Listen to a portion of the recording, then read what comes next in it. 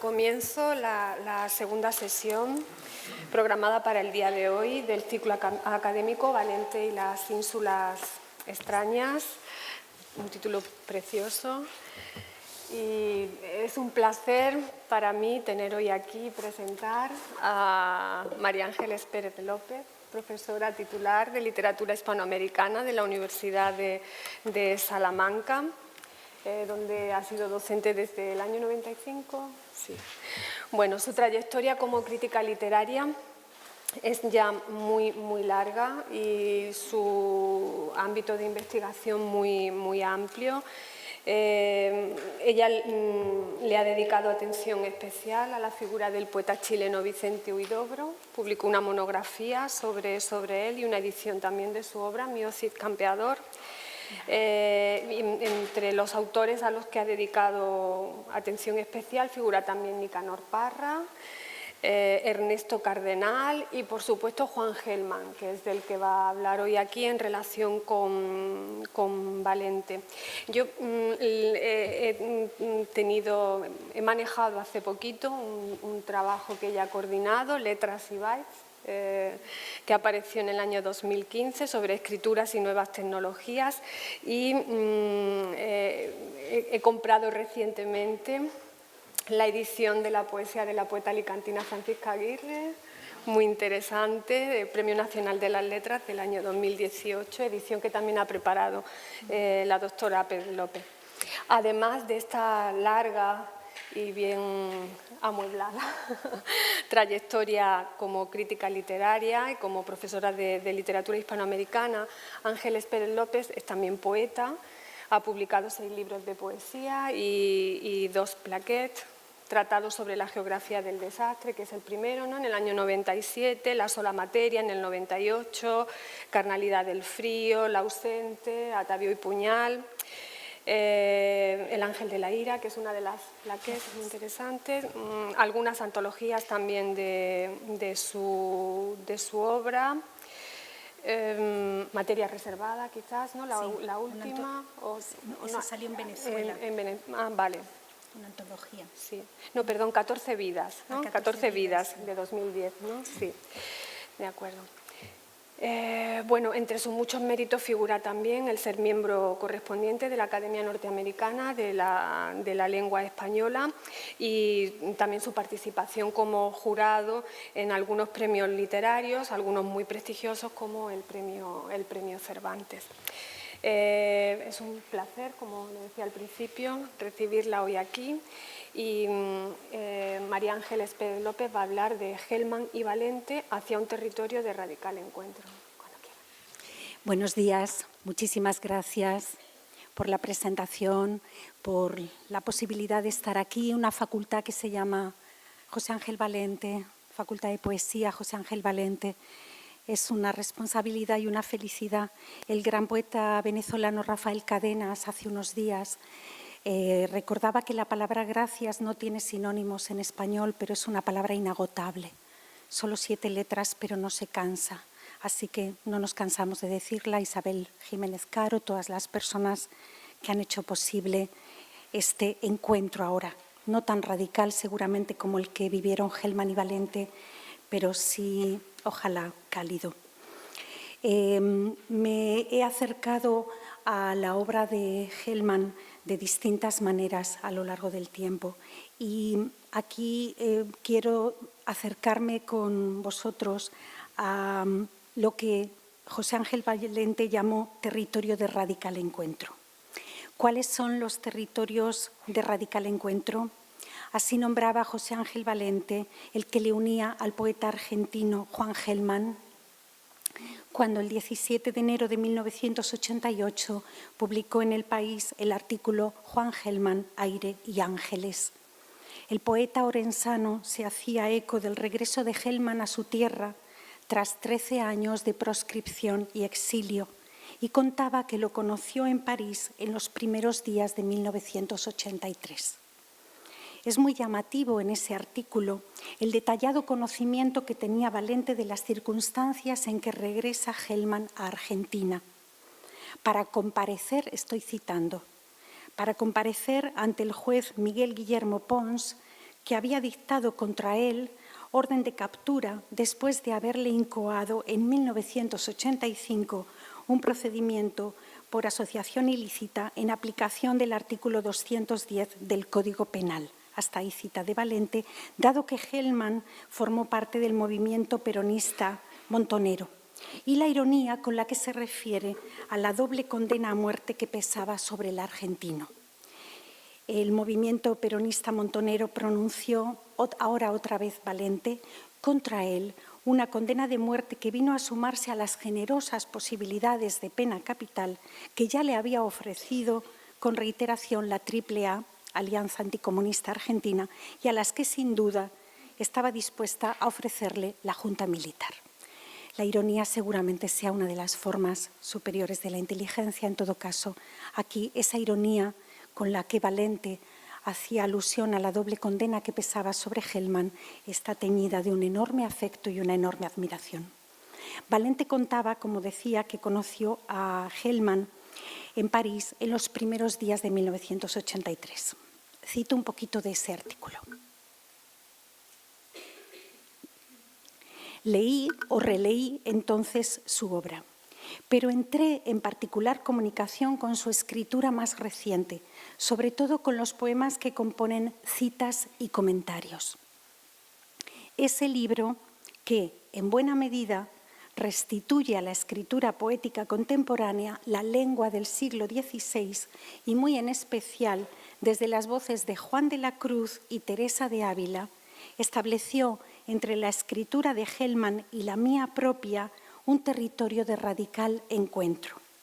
Radicalidad tal, la de ese encuentro, que bien podría yo establecer en mi personal relación con la escritura de Hellman.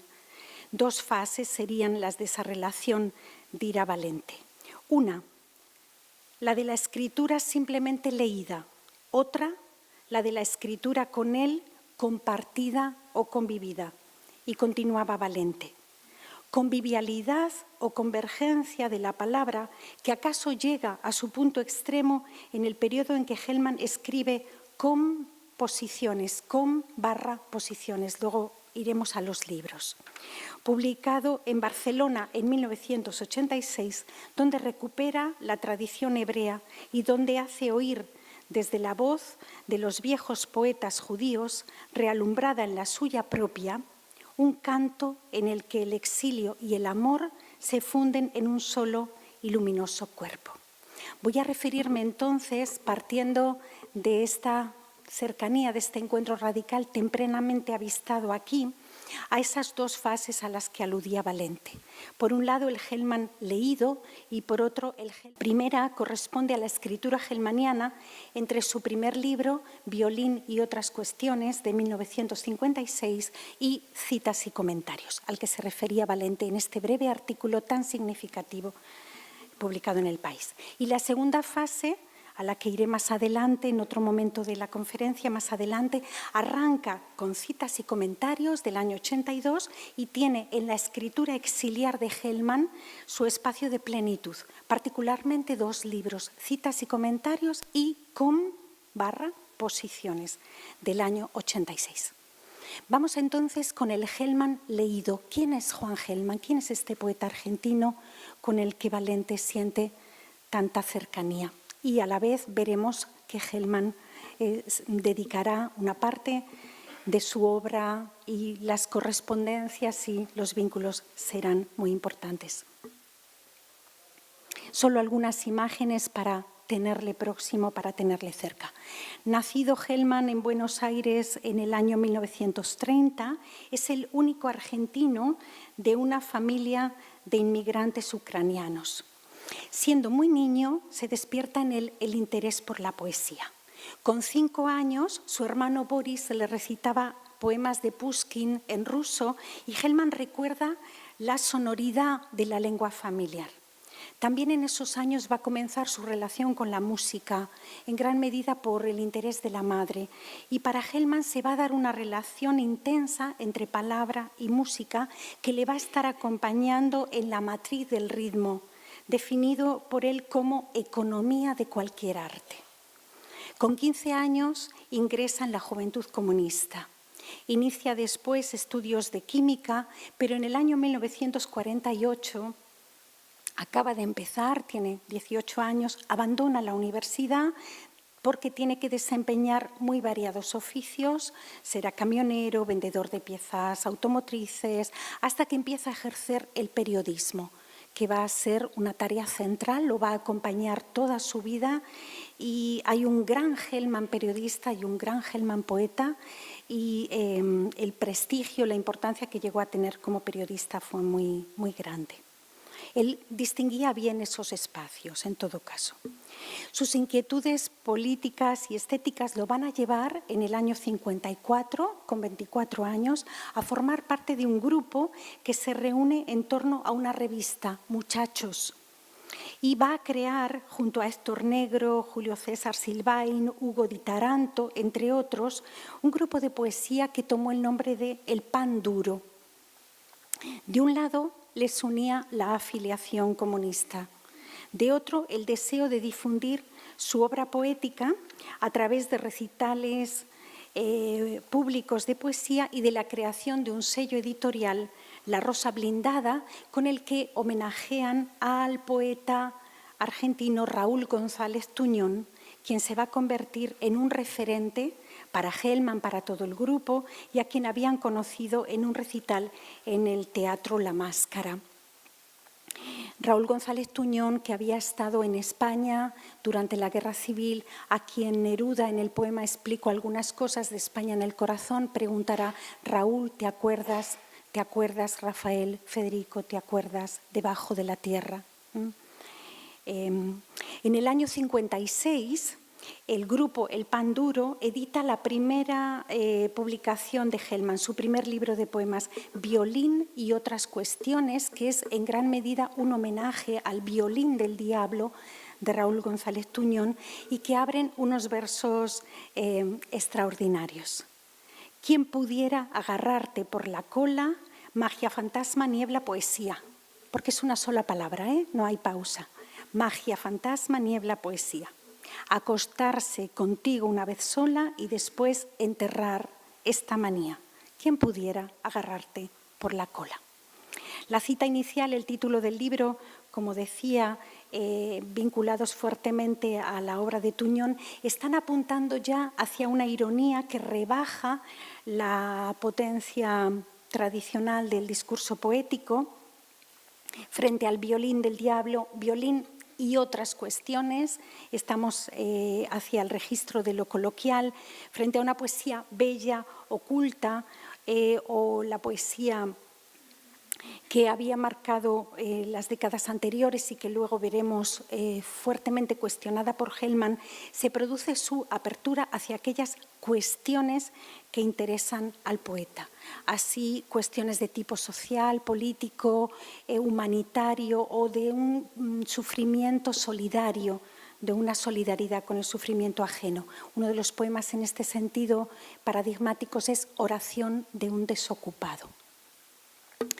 Ese primer libro de Hellman apunta varias de las características que van a señalar por qué es uno de los grandes nombres de la llamada poesía coloquial o conversacional hispanoamericana, pero sin duda la supera o va más allá de los límites que la poesía coloquial o conversacional en los 60 pudo tener para el ámbito hispanoamericano. El lenguaje coloquial, que tiende a sostenerse sobre las repeticiones, la cotidianeidad entendida como medida de la realidad, y una dimensión instrumental del lenguaje que a menudo se pone al servicio de causas sociales o políticas que la van a definir como poesía comprometida. A menudo le preguntaban a Hellman, muchos años después, cuando comienzan los grandes reconocimientos, cuando gana distintos premios, entre otros el Premio Reina Sofía de Poesía Iberoamericana, que tuve la alegría de preparar en tanto que el libro, que la antología que surgió en ese momento, como el Premio Cervantes, que tuve la alegría también de formar parte de ese jurado. Cuando en esos años, en los años 2005, 2007, a lo largo de los 2000, ya había sido cuestionada de manera importante la noción de compromiso en la poesía, le preguntaban a menudo a Hellman por la poesía comprometida, él decía que siempre, siempre prefería la poesía casada. Ahora bien, la propuesta de Hellman quería establecer ciertos matices necesarios, ciertas tonalidades de la lengua que apuntan hacia una personalidad poética que excede un marco estrecho, como podría ser ese en un momento determinado. Más que poesía conversacional en sentido estricto, él dirá que quiere advertir en qué medida el lenguaje corriente puede producir un temblor poético. La idea del temblor, de una lengua temblando, una lengua viva, una lengua no definitivamente rígida, no completamente codificada, canonizada, será muy importante para él. Y va a apelar una y otra vez a la necesidad, como en Paul Éluard, de que coincidan la circunstancia exterior y la circunstancia del corazón.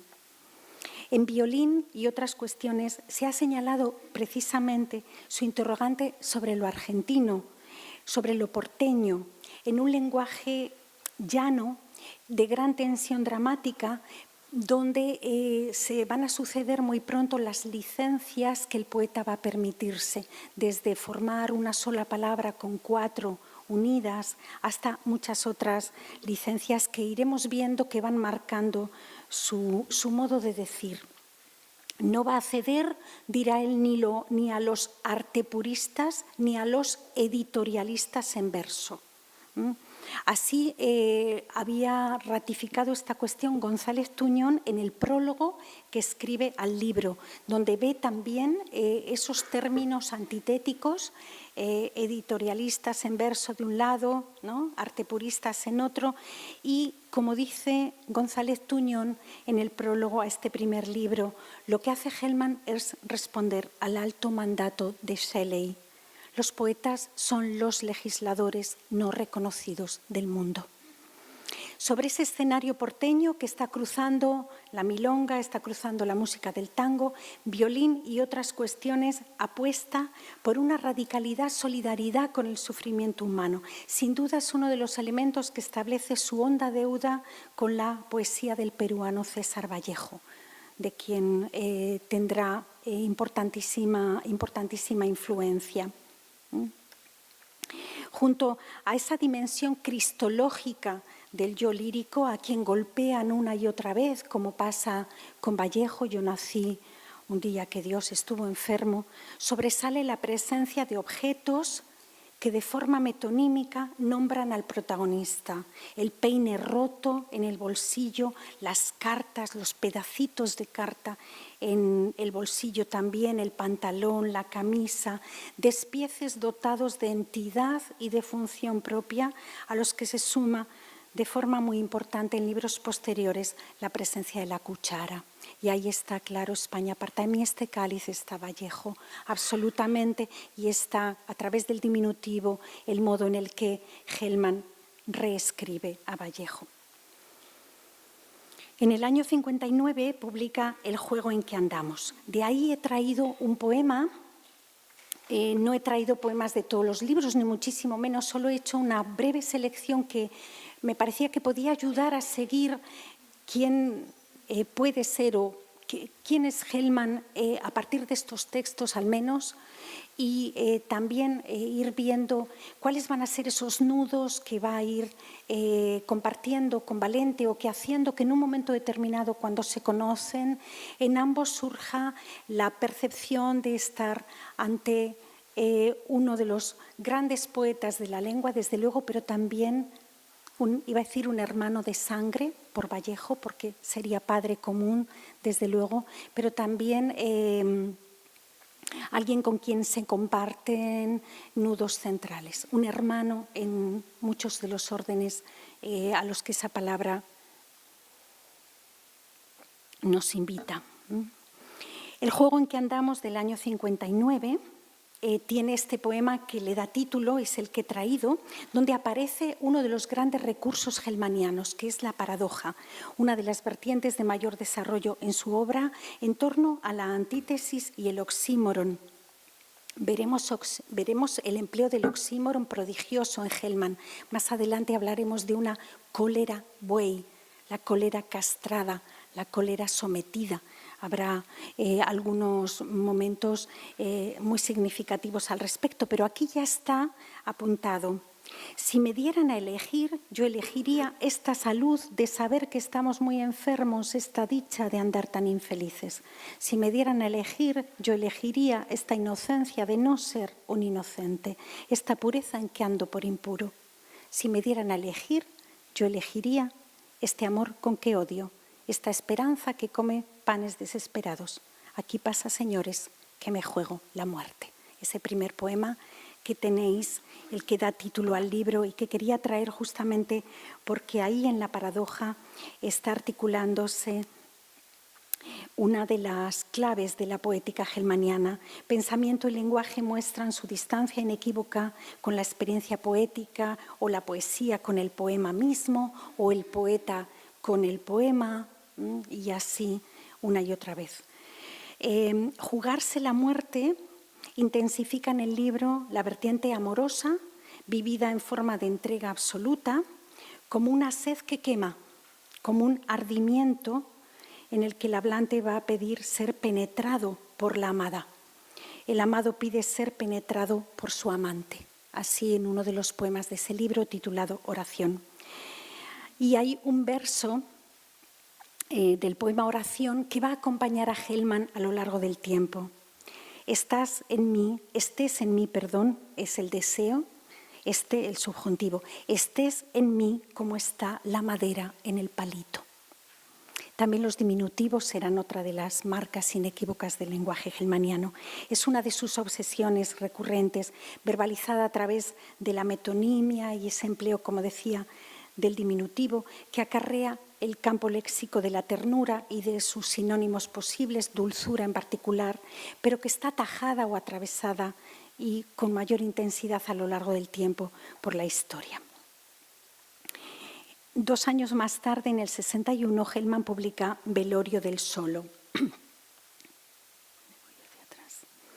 El libro apoya la reflexión metapoética que después va a ser capital en su obra. Es una obra interrogándose una y otra vez por la poesía. Seguramente no sea posible escribir una gran obra sin que eso ocurra, ¿no? Especialmente en el 20 y de ahí en adelante.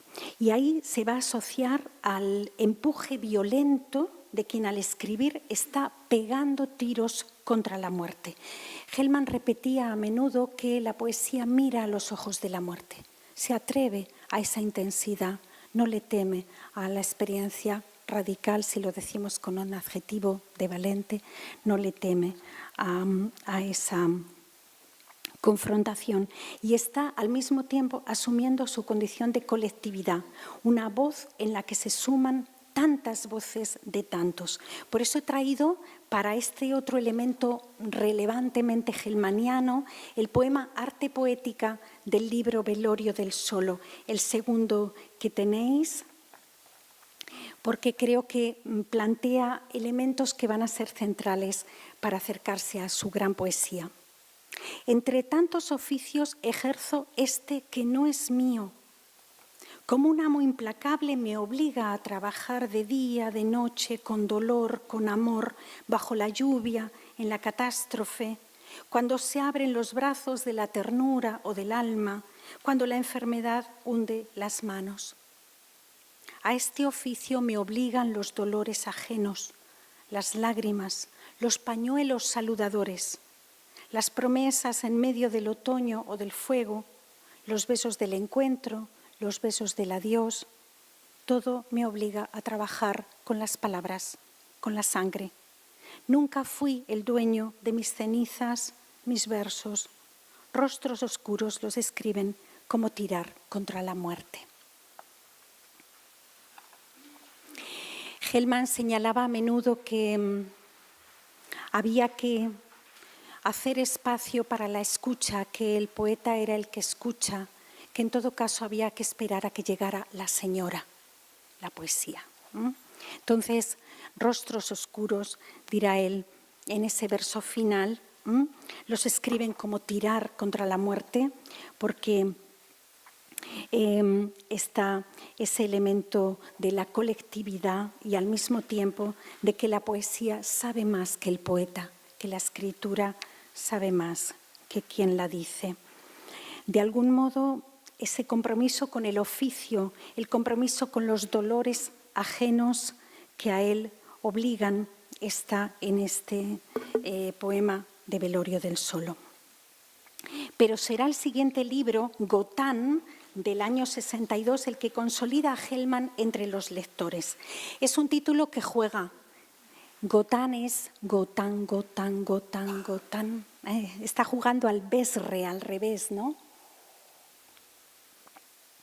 A las palabras colocadas hacia su final.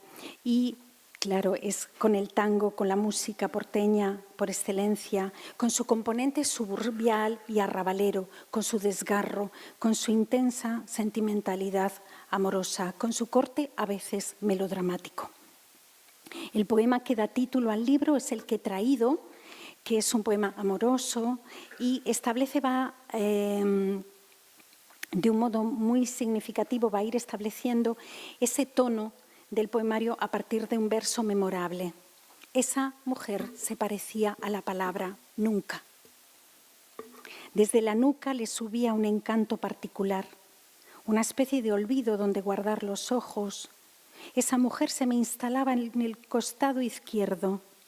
Atención, atención, yo gritaba atención.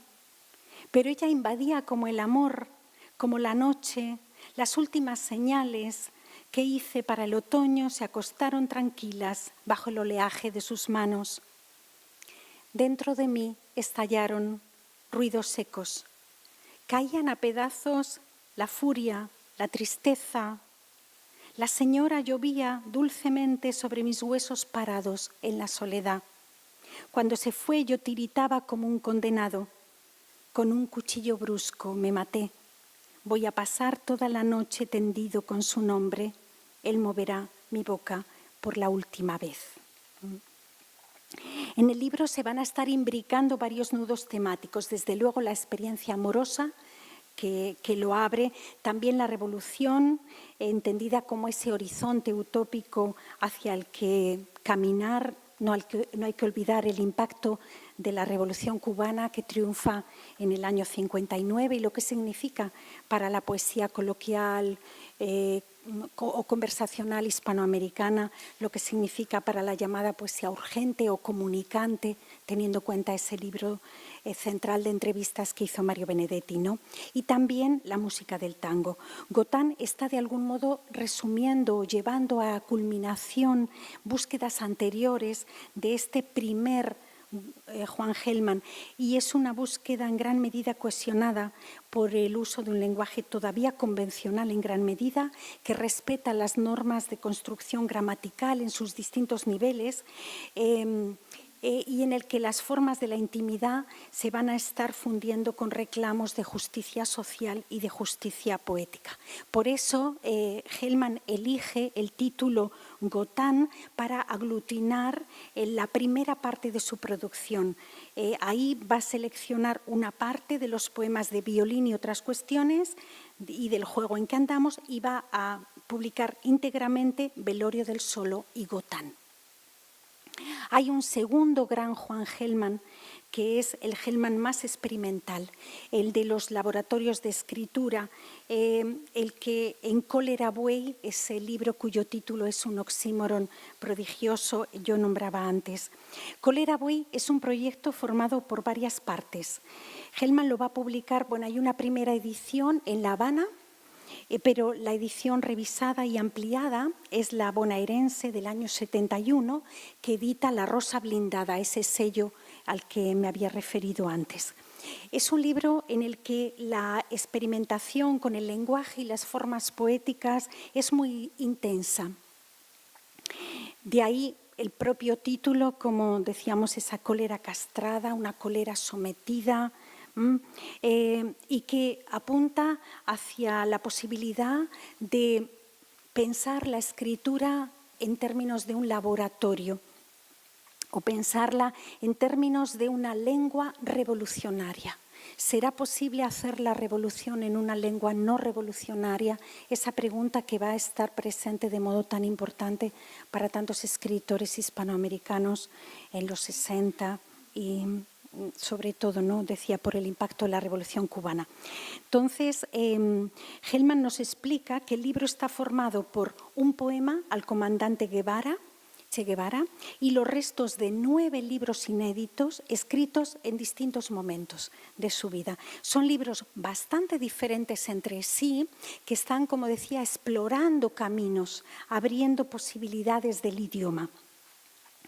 Entre esas partes, bueno, hay una parte, El amante mundial, otra parte, Cólera buey, que es la que da título al libro, partes, rostros, otros mayos, perros célebres vientos, c'est fini, tal como c'est fini, no como en francés, sino S-E-F-I-N-I con la tilde. Y luego 2 secciones interesantísimas, traducciones 1 y traducciones 2. Traducciones 1 integra los llamados poemas de John Wendell y traducciones 2 que van a ser los poemas de Yamanouchi Ando.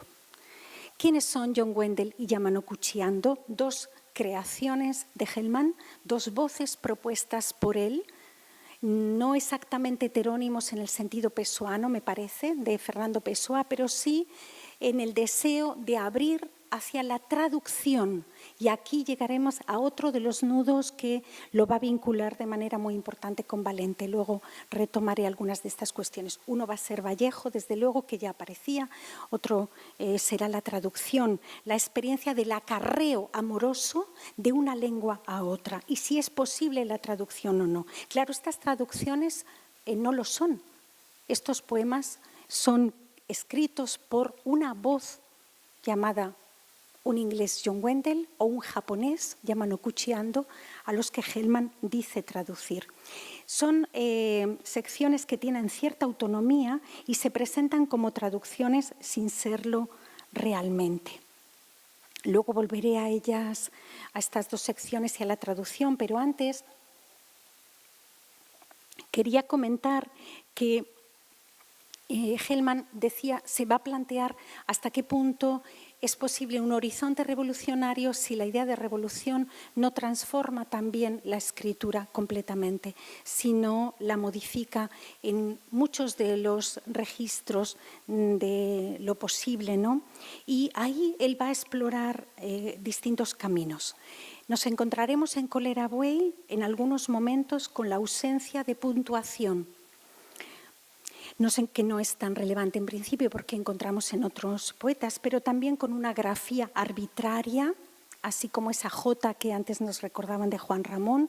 Bueno, pues Hellman escribirá alcoholes en vez de alcoholes, bestias con V en vez de bestias con B, o bueno, B alta, el empleo de minúsculas en los nombres propios y luego la creación de numerosos neologismos, la riñona será uno de ellos, pero vamos a ver que a menudo, me voy a referir a más neologismos, corresponden al profundo conocimiento de la naturaleza morfosintáctica de las palabras. Los soles solan y los mares maran en el poema Héroes, porque entonces el sustantivo sol se puede convertir en el verbo solar, dar sol, hacer sol, y el sustantivo mar en el verbo marar. O, por ejemplo, el verso siguiente, pies que piesan en vez de alar, o cómo sería el mundo, el buey, lo que se hija si no nos devoráramos, si amorásemos mucho. En esos 4 versos que acabo de leer, el verbo piesar a partir de pies, el verbo hijar a partir de hijo, el verbo amorar a partir de amor.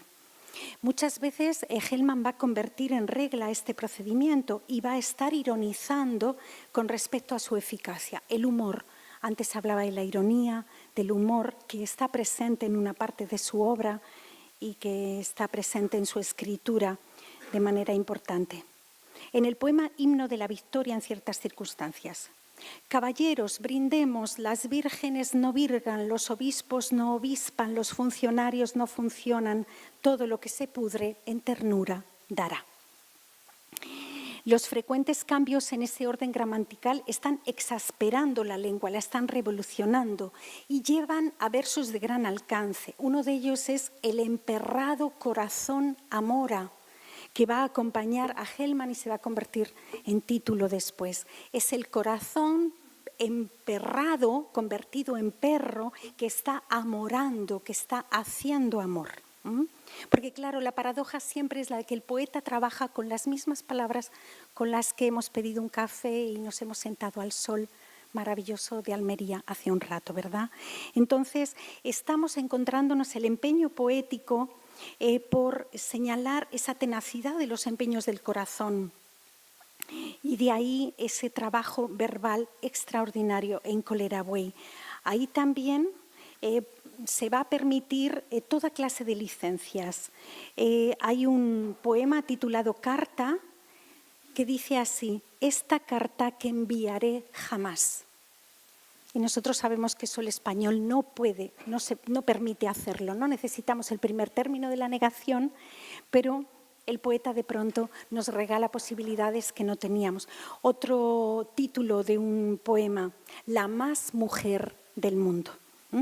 Esa voluntad hellmaniana de impulsar la revolución en una lengua revolucionaria, cambios que derivan del cruce de discursos heterogéneos. Se va a cruzar lo público y lo íntimo, se va a cruzar la política con la literatura, se va a cruzar lo narrativo con lo lírico. Ha visto Miguel Dalmaroni esta cuestión de manera extraordinaria, lo cito. Esta convivencia de normas y procedimientos contrapuestos que se interfieren mutuamente anticipa el rasgo sobresaliente del libro en su totalidad, tanto que se podría adelantar a partir de ello una consideración más general. Ese rasgo puede incluirse desde ya entre las marcas distintivas de lo que, como efecto de una lectura completa de la obra, pudiéramos definir como el estilo de Hellman.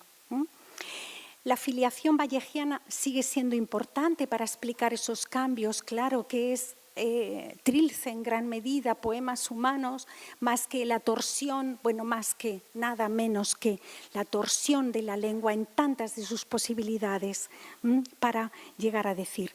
Junto a Vallejo, Hellman va a estar abriéndose, y a los poetas argentinos a los que antes me refería y otros poetas que ahora no voy a nombrar, pero sí quiero referirme a otros que en este momento, en los 60, van a ser capitales para él. Blake, Cummings, William Carlos Williams, en el ámbito anglosajón, Baudelaire, Rimbaud, Lautréamont, Jarry, Apollinaire, Sara y todo el movimiento surrealista.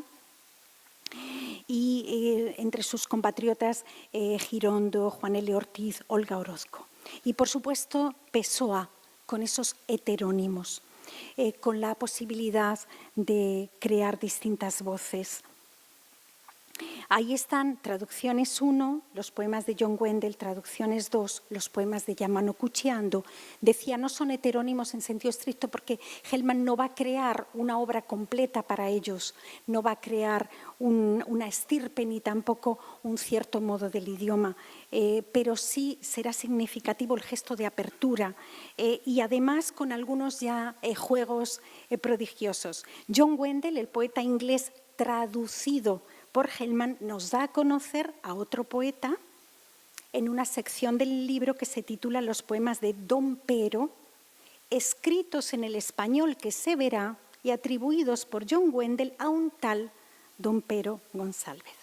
Antes, seguramente muchos lo conocéis, Hellman había publicado un importante libro, estoy hablando del 69, titulado Traducciones 3, los poemas de Sidney West. Sidney West es un estadounidense. Es un volumen que publica autónomamente 2 años antes. Lo que pasa es que se llama así Traducciones 3 porque cronológicamente lo que es la redacción de los textos es posterior. Lo que ocurre es que la edición completa de Kolera Buey es del 71, por eso esa cuestión cronológica. John Wendell, Don Pero, Yamanouchi Ando, Sidney West, con ellos Hellman abre la idea de una tarea compartida. María del Carmen Sillato ha estudiado las estrategias de la otredad en Hellman, heteronimia, intertextualidad, traducción. Convencido Hellman de que su producción hasta mediados de los 60 podía calificarse de intimista y de que ese intimismo lo iba a ahogar, iba a terminar por ahogarle, de ahí una larga entrevista que dedicó a Mario Benedetti donde se refería a esta cuestión, se abre a los territorios verbales que le van a brindar este poeta inglés, este poeta japonés, este poeta estadounidense. Años más tarde será justamente la traducción el primer vínculo relevante entre Valente y Hellman. Valente, extraordinario traductor, como sabemos, de John Donne, de Cavafis, de Paul Celan, de Hölderlin, entre otros muchos nombres, fue jefe de la sección de traductores al español de la UNESCO. Cuando Hellman inicia su exilio en París, conoce a Valente, quien pertenecía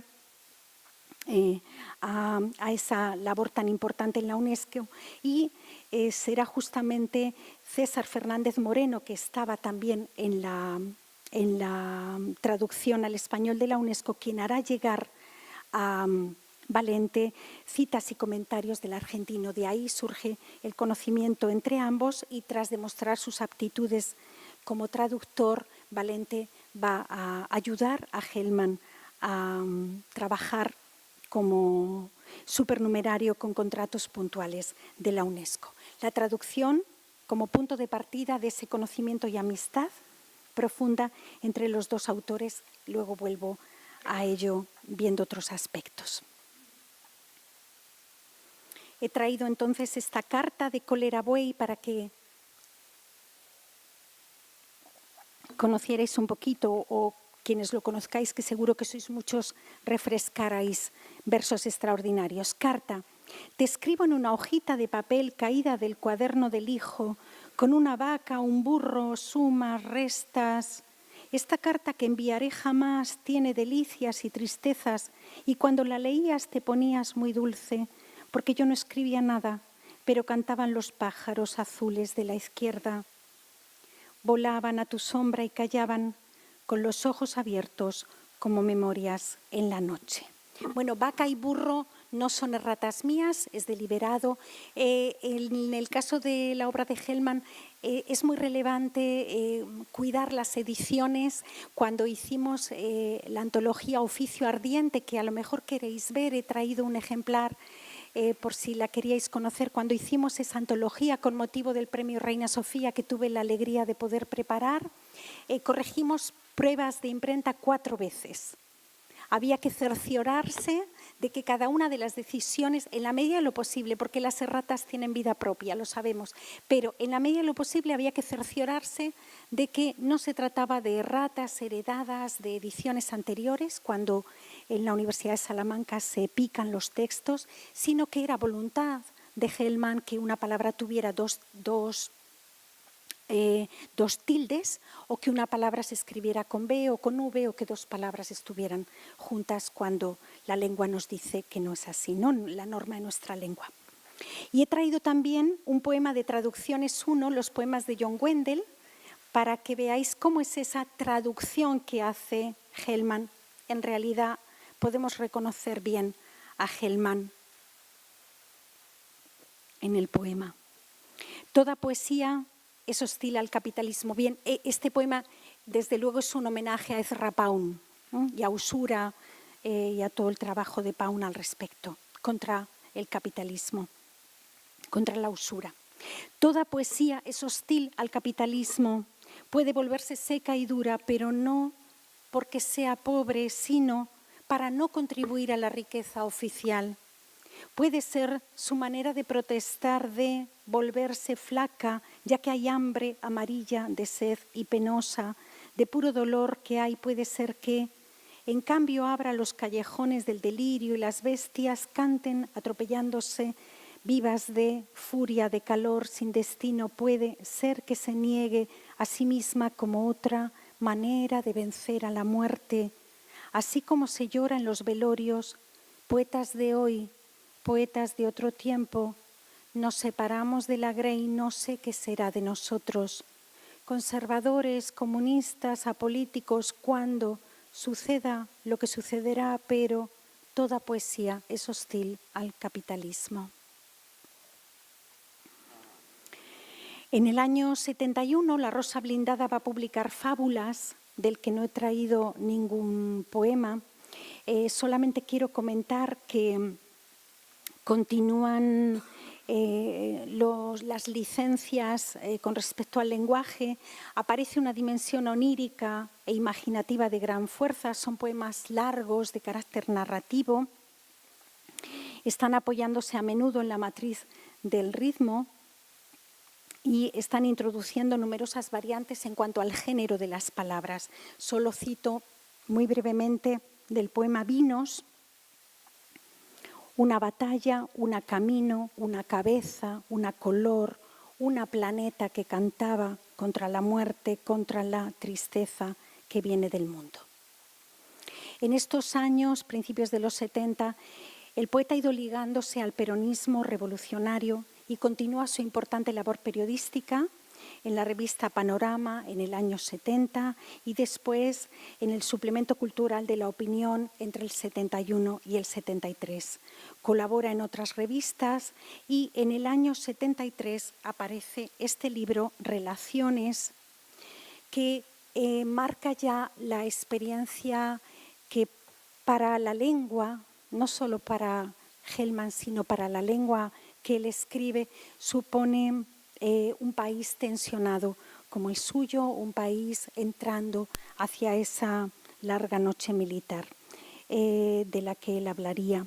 El poema que he traído es Confianzas, luego lo leemos, pero será muy importante, pero quiero antes referirme a que el libro Relaciones está presidido por un epígrafe de un poeta que no existe. Hay que tener mucho cuidado con los epígrafes, citas, notas, referencias de Hellman, porque a menudo eran ficción, eran creaciones, tenían que ver con un conocimiento extraordinario que tenía de la literatura, de la historia, de otras lenguas, desde luego, y tenían que ver con una vocación lúdica en la que el humor es una de las formas de conocimiento nada desdeñable. Y en este caso aparece ya el rostro más tensionado que vamos a ir viendo que adquiere su lengua. Él dice que se trata de un argentino, José Galván. No serán casuales las iniciales, la J y la G, ¿no?, de Juan Hellman. El epígrafe de José Galván dice esto: hay que hundir las palabras en la realidad hasta hacerlas delirar como ellas. Hundir las palabras en la realidad hasta hacerlas delirar como ella. Ya es un poeta inventado, pero que no necesita ser traducido.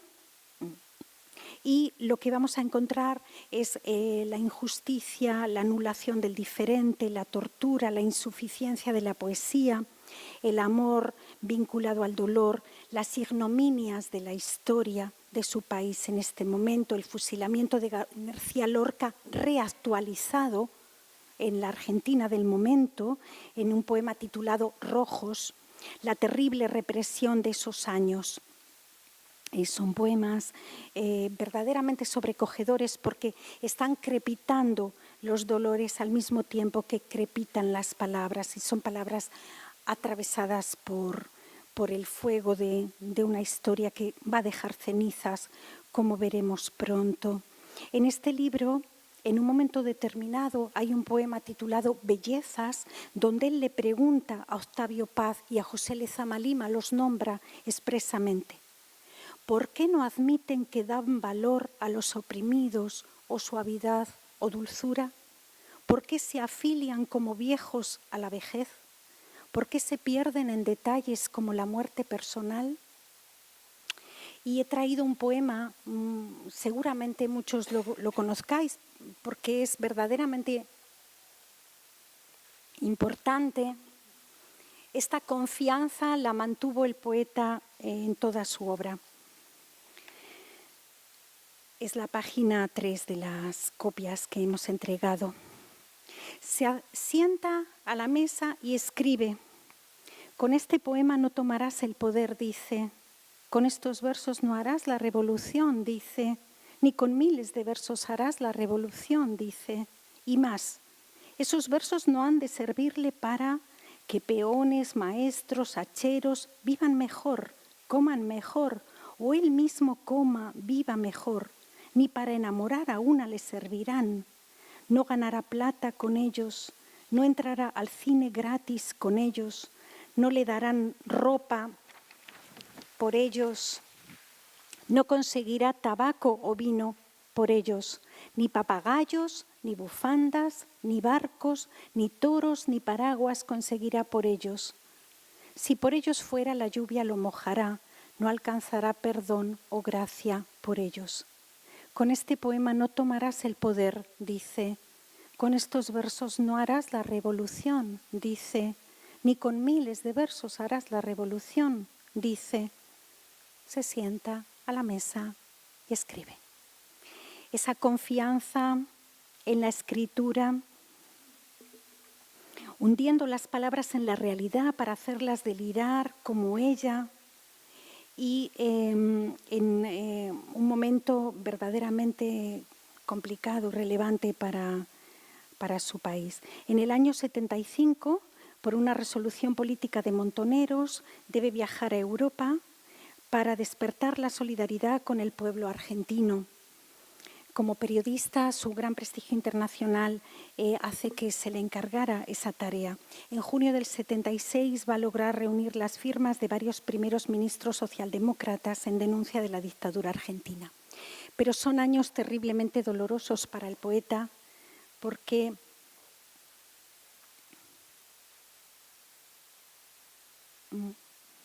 tenemos ahí esos datos de su trágica biografía. No me voy a referir a lo que ocurre con grandes amigos suyos a los que homenajea una y otra vez, Rodolfo Walsh, Haroldo Conti, Miguel Ángel Bustos, Paco Urondo, pero sí señalar que el 24 de agosto del 76 la dictadura militar secuestra a sus hijos y a su nuera, a su hijo Marcelo Ariel y a su hija Nora Eva y a su nuera María Claudia García Irureta Goyena. Marcelo y María Claudia nunca vuelven a aparecer con vida. Ambos van a permanecer en el centro de detención Automotores Orletti de Buenos Aires, hasta que María Claudia, que estaba embarazada de bastantes meses, es trasladada a Uruguay. Allí esperan a que dé a luz y después es desaparecida definitivamente. ¿Cómo escribir el espanto? Se adueña de la voz del poeta una lengua dolorida y airada que se va a escribir en distintos países del mundo. El exilio del poeta. Italia, España, Nicaragua, Francia, Suiza, Bélgica, Estados Unidos, México, donde decide vivir, donde decide morir, ¿no? No regresará ya nunca más a vivir a la Argentina. Regresa en ocasiones puntuales como esa que recordaba Valente para el tema judicial, regresa para premios, regresa para cursos, regresa para la feria de poesía, del libro, pero decide radicarse en México y allí vivir. La pregunta más difícil, la de Adorno, ¿es posible escribir poesía después de Auschwitz? ¿Es la poesía después de Auschwitz un acto de barbarie? Varias veces Hellman se refirió a esta cuestión capital. Theodor Adorno pronunció alguna vez una frase infeliz. Afirmó que no era posible escribir poesía después de Auschwitz. Se equivocaba y ahí está la obra de Paul Celan que lo desmiente. O la de Kensaburo Oe después de Hiroshima y Nagasaki. Durante años pensé que el error de Adorno consistía en una omisión, que le faltó un como antes, que no se podía escribir poesía como antes de Auschwitz, como antes de Hiroshima y Nagasaki, como antes del genocidio argentino. Por eso la antología que editamos en Salamanca en 2005 con ese premio Reina Sofía lleva como título Oficio ardiente.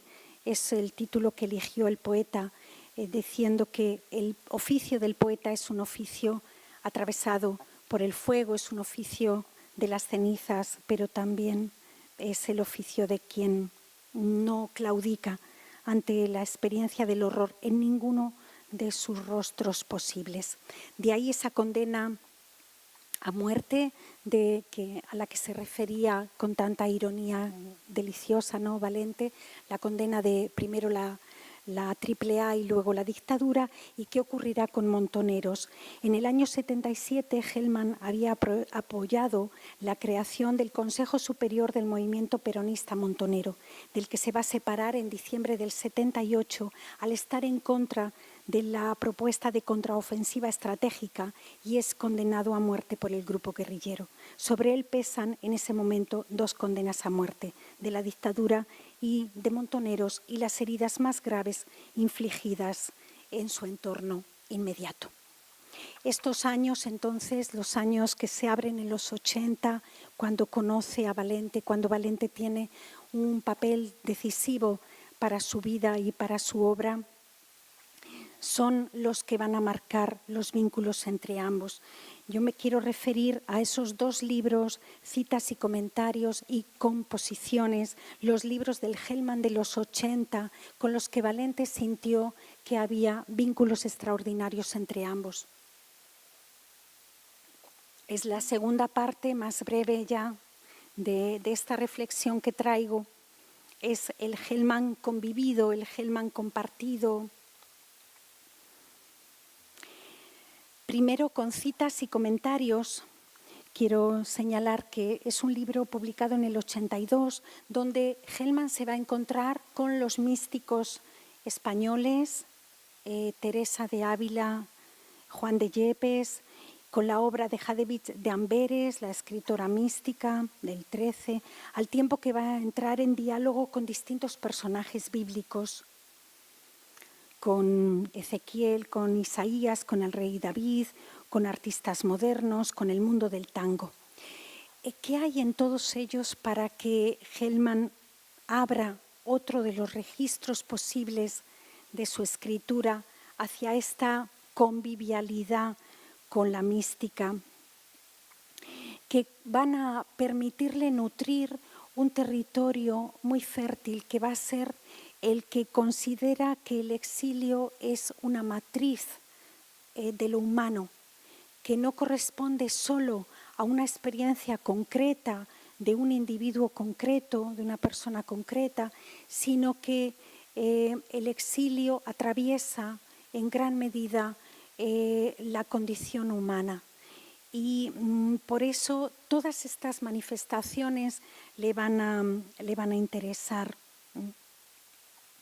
La mística derivará de esa visión de carácter exiliar, porque el místico será el exiliado de Dios, el que tuvo la plenitud del encuentro con Dios y la ha perdido. Como empieza el cántico espiritual de San Juan, ¿a dónde te escondiste, amado, y me dejaste con gemido? Es en la pérdida donde se escribe, en la ausencia, en ese exilio de Dios.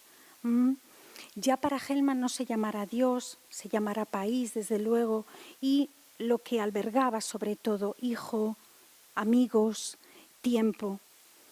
Citas y comentarios, porque el libro tiene estas 2 realidades a las que responde la cita, dedicada a mi país, así dice el libro, y los comentarios. En todos los casos nos va a ir indicando a quién cita, con quién está escribiendo, a quién comenta, y desde luego la parte mística será una parte central, pero también en el tango reflexionará Gelman que se produce un exilio del amor, que el tango en gran medida da cuenta de la pérdida del amor, cuando esa plenitud del encuentro se ha perdido y se escribe desde la ausencia. En relación con la mística y con San Juan, quiero leer una nota que Hellman escribió sobre el tema. La experiencia del exilio en el aquello de San Juan de la Cruz, que da cuenta de lo que no tiene forma y deja traza. Esa traza es la marca de una ausencia que no cesa de no escribirse. Es un vacío pasión que arde en el deseo del expulsado. El expulsado solo puede dar lo que no tiene y habla desde la utopía, su ningún lugar, como el amor, como la poesía. Y por otra parte, la obra teresiana, de la que arranca por completo el libro Citas, le está aportando el vaciamiento de sí central en las moradas, ¿no?, de la escritora. Cuando más el alma queda vaciada de sí, tanto más da lugar a la palabra del Espíritu. Se ha referido Chiappini al respecto, que ha advertido cómo el alma teresiana no puede jamás descuidar los avisos y vigilancias, los temores y cautelas en ese viaje en el tiempo del exilio. Con Teresa de Ávila, este poema breve que he traído está en la última página, cita 2, Santa Teresa. ¿Cómo es posible que viviendo esta derrota tu amistad me cure el alma? ¿Cómo me consolás y amás abriéndome contra la áspera muerte y decís palabras herideras como leche para comer como cordero poderoso de vos?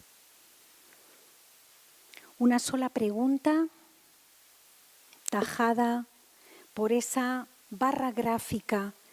En la escritura exiliar de Hellman utilizará esa barra gráfica, la utilizará de un modo propio, de un modo personal. Esa barra, como recordaréis, es la que utilizamos para indicar cuando colocamos un poema sin respetar la pausa versal. Es la que nos indica justamente que esa pausa sería necesaria, que estamos en el territorio del verso. Hellman la va a emplear de un modo propio y va a ir marcando. Se habla de que es una cesura, de que es un tajo, de que es una cicatriz en la lengua. Y varios de los libros, el caso de composiciones es el más notable, van a estar dialogando con esa idea de la barra gráfica, porque en barra posiciones veremos luego lo que se pone de manifiesto es que es una palabra compuesta y componer es poner con, poner de ti con otro. Entonces, citas y comentarios es una cita, o sea, parte de la obra teresiana, pero la lleva al territorio hellmaniano. Está construyendo con ella, está escribiendo con ella, está entrecruzando con la ternura, con la dulzura, con esa escritura del exilio de Dios, lo que significa el exilio de todo lo amado. Despojamiento de la propia lengua. Para lograr el despojamiento místico hay que salir de sí, de los propios límites, salir de los impulsos y apetitos para entrar en un estado de recogimiento e interiorización máxima y vaciarse, desarraigarse, destruir la identidad del sí mismo, como dijo José Ángel Valente. La escritura mística va a tener su punto de partida en esa condición de lo intraducible, de lo inefable, de lo indecible, de lo que no podemos alcanzar. El tartamudeo, no sé qué quedan balbuciendo, ¿verdad? Con el que se mide esa distancia entre la contemplación y su expresión limitada.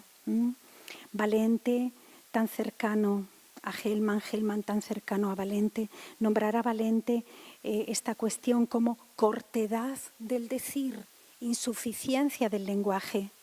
Paradójicamente, lo indecible busca el decir, en cierto modo, como casi al vuelo indica San Juan de la Cruz, en su propia sobreabundancia lo conlleva.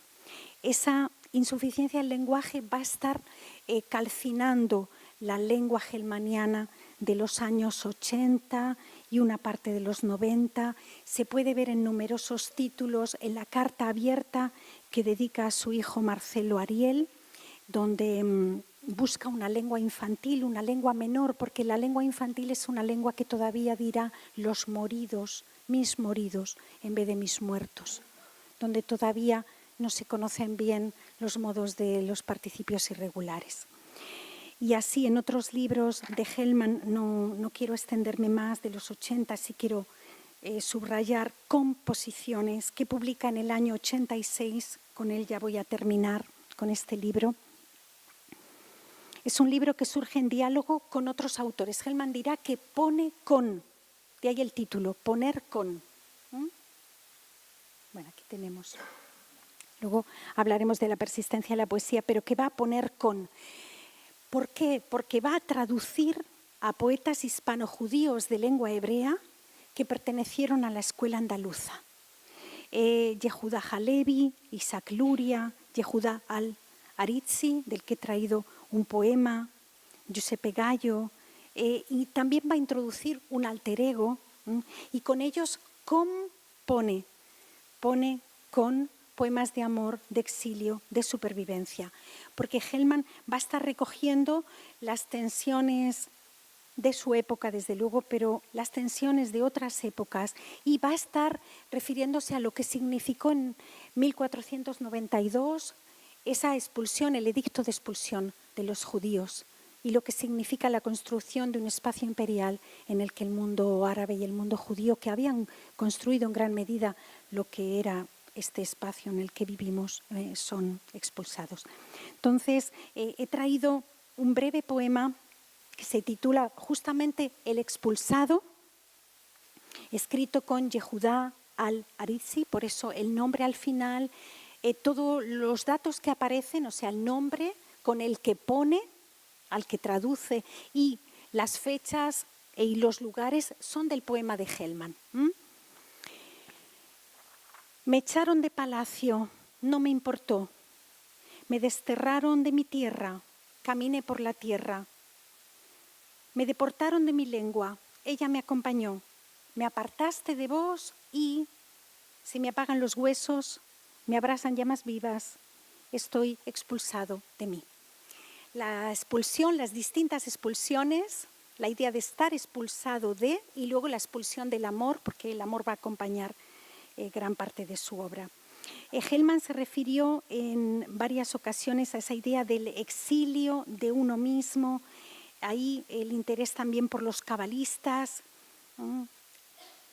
Desde luego se va a preguntar si la existencia humana no es una existencia exiliar, y va a conectar con su raíz judía.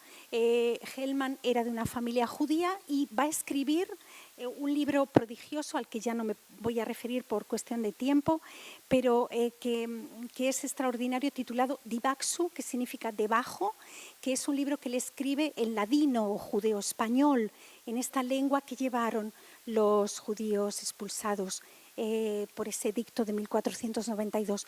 Hellman no viene de la parte sefardí, viene de la parte askenazí, por su familia, que eran ucranianos, rusos ucranianos, pero va a autotraducirse. Divaxu es un libro extraordinario, escrito en esta lengua, ladino, judeo-español, y donde a la vez está al lado la versión, la traducción de ese texto, y quería Hellman que escucháramos el temblor de esa lengua que podemos percibir en una y otra orilla. Por eso hay una conexión en el periodo exiliar de Hellman con el mundo judío. Dirá que la cultura judía es una cultura centralmente exiliar, es una cultura construida sobre un vacío, y el trabajo sobre el vacío pasión, un vacío capaz de ser creador, será sin duda uno de sus nudos centrales, y lo aproximará, claro, al interés con Valente y de Valente hacia él, ¿no?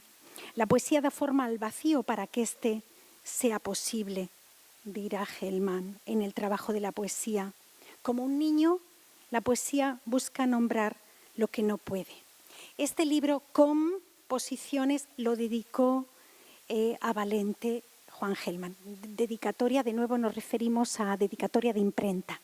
Y luego van a ser numerosos los poemas que Hellman va a dedicar a Valente. También le va a dedicar algunos breves análisis de su obra bajo algunos textos del poeta que publicó en Quimera en el año 84 y que luego Claudio Rodríguez Fer recogió en ese imprescindible volumen de Taurus titulado José Ángel Valente en el año 92. El ensayo El coraje, lectura del fulgor de Valente, será otro de los que tenemos que nombrar. Es también prodigioso pensar cómo cada uno de ellos leyó al otro leyéndose a sí mismo.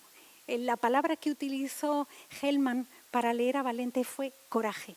La palabra que utilizó Valente para leer a Hellman fue radicalidad. Y son palabras fuertemente significativas para cada uno de ellos, ¿no? Porque en realidad quizás ocurre que al leer nos leemos. En libros posteriores se van a estar sumando las dedicatorias a Valente, en el libro Eso, en el libro Valer la pena, un poema titulado La conversación con Mara anoche. No se trata de hacer un rastreo de una topografía tan rica, pero sí señalar que este territorio fue de radical encuentro. De ahí que, además, Valente, que se había interesado de forma tan importante por la obra de otros escritores hispanoamericanos, y el caso de Emilio Adolfo Westphalen, Eduardo Milán, Blanca Varela, con los que junto a Andrés Sánchez Robaina están esas ínsulas extrañas, señalan también que los poemas de Hellman recogidos en esa antología resultaran significativos. Entonces, territorio de radical encuentro que tiene que ver con la desposesión de la lengua, que tiene que ver con la búsqueda de raíces que son menos visibles, como esa raíz judía, pero que sin duda nutren lo que es la cultura española y en español. La experiencia del exilio, desde luego, y la cuestión de la traducción como ese acarreo amoroso que en un momento determinado también fue un trabajo necesario, señalan las palabras con las que Hellman hablaba de Valente.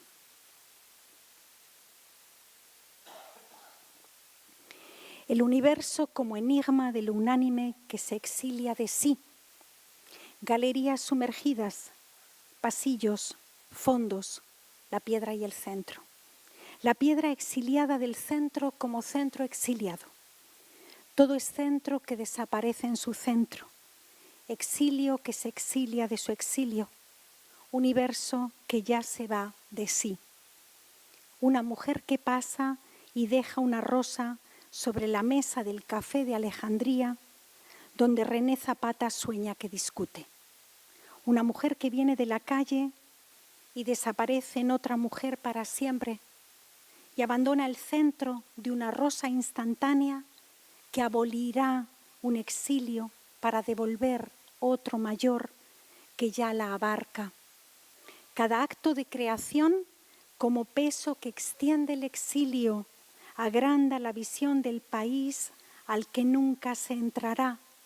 Arroja la palabra para que haya silencio. Dios se exilia de Dios. Pregunto, Luria. La poesía, tendida entre dos polos, nada a nada, clavada a su pasión. Por eso, entre la insuficiencia del lenguaje y la cortedad del decir a la que se refería Valente y este hermosísimo homenaje que tantas veces rindió Hellman al gran poeta gallego, la barra gráfica de este trabajo con el que yo empezaba quiere señalar hasta qué punto une y separa los apellidos de los dos poetas. Son dos voces absolutamente personales. Siempre decimos que los grandes poetas inventan idiomas propios, ¿no? Así que grandes cada uno, pero señalando esa radicalidad de los encuentros, el coraje que era necesario para llegar ahí.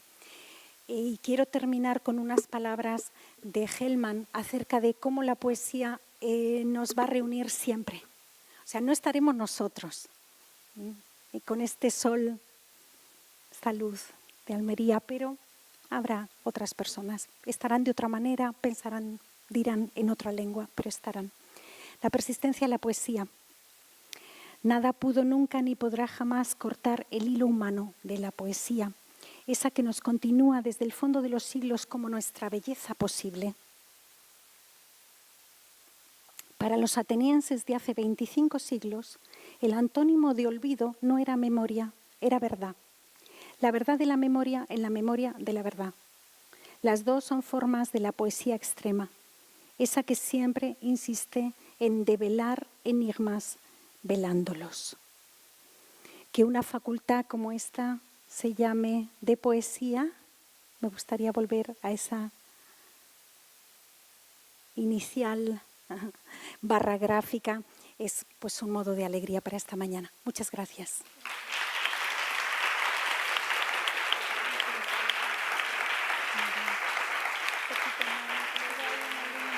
Quería extenderme.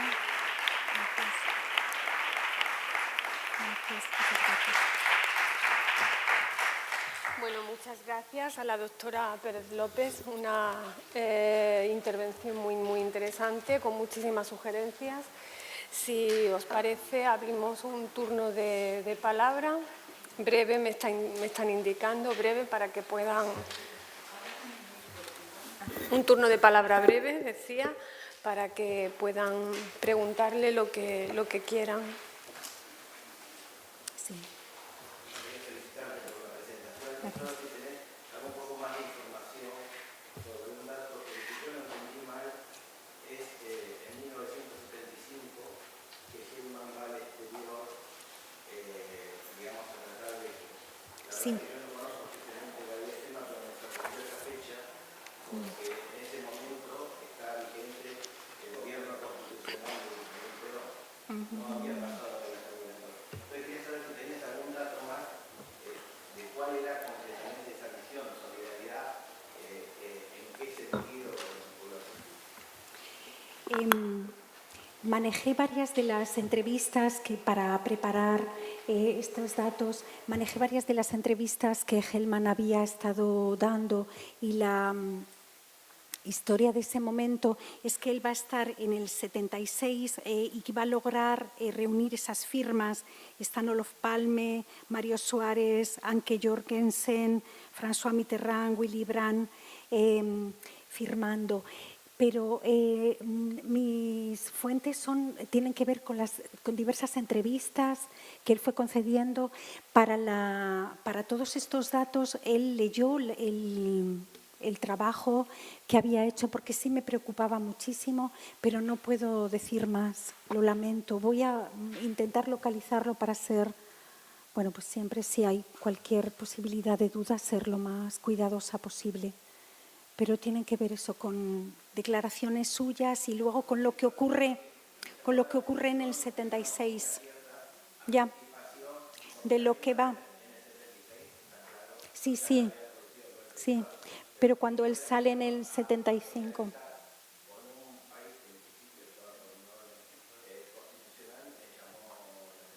Claro, pero él ya había estado, bueno, es verdad que hay tensiones muy complicadas antes, pero él había estado ya encarcelado, ahí pasa que, claro, tendríamos que ver las fechas, él ha vivido ahí varios libros anteriores al 76 ya se están refiriendo a los que yo me aludí aquí, ya se van a estar refiriendo a lo que ocurre en las cárceles, torturas, etcétera. Es decir, hay una denuncia ahí, pero este dato lamento no tener más información que la que pude obtener de él y la contrastaré. Sí, sí, comprendo. Sí, exacto, muy anterior. La resolución de Montoneros. Sí, sí.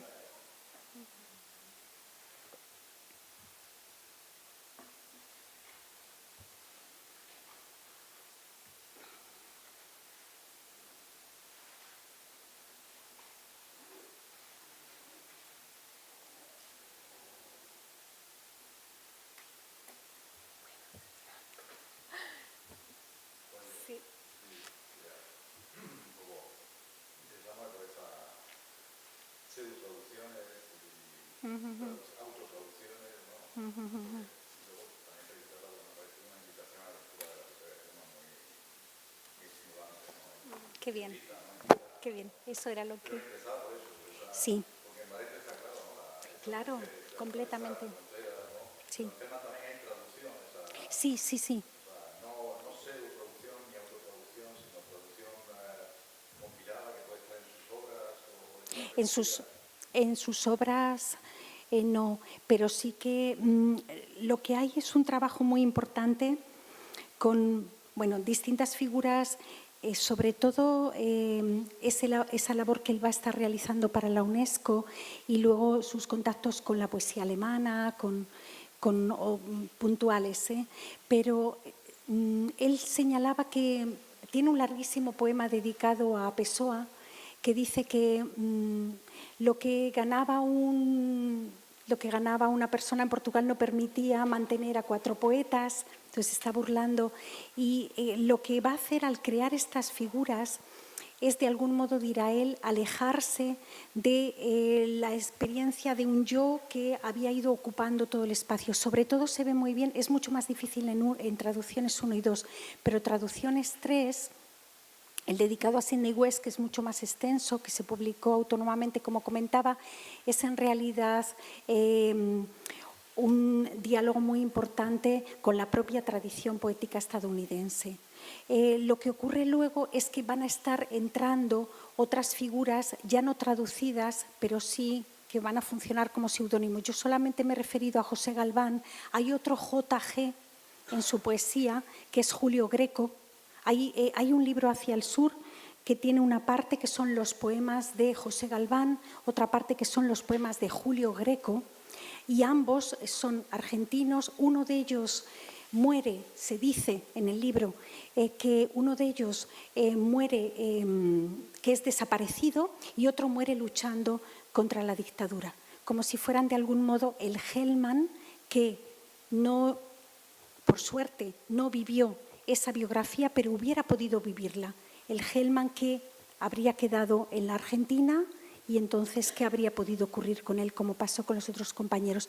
Pero en su obra poética y en su obra periodística sí hay muchísimas referencias a otras literaturas y otras traducciones, pero hasta donde yo sé no está compilado. Hasta donde sé,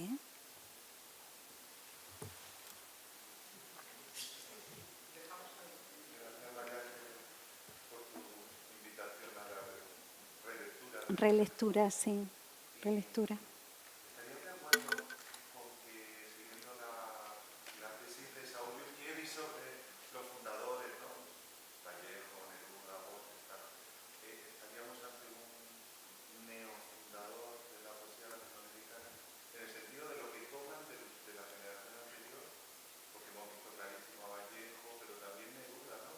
Porque, fíjate, Oficio Ardiente, yo me acordaba de Ardiente paciencia, del discurso del Nobel, y luego cuando recibe el premio Nobel, y luego la novela de Skármeta. Claro, Ya. esto de Borges, ¿no? De cómo poner al final el título del autor que está en el museo de la ciudad. Y luego, porque también por Valente, ¿no? Toman de ellos nuestras ínsulas Extrañas, que son las de Westfalen y son las de San Juan y son las de Valente y son las de... Claro. Sí, completamente. Y además porque hay una visión de la tradición como un espacio, o las tradiciones, pues no podemos hablar de la tradición, las distintas tradiciones como un espacio completamente vivo con el que se dialoga a todos los niveles. Y eso, sobre todo, claro, porque en los años, cuando Hellman empieza en los 50, nos vamos a encontrar con voces muy distintas, pero que están compartiendo algunos registros del idioma, como pueda ser Parra o, desde luego, Lezama, con todo ya mucho antes, publicando mucho antes, desde luego, sus primeros libros, pero con todo el barroco y el neobarroco, la tradición como ese espacio profundamente vivo y esa dimensión fundacional, seguramente porque de algún modo van a participar de los grandes debates de la vanguardia histórica internacional fuera de ese marco cronológico.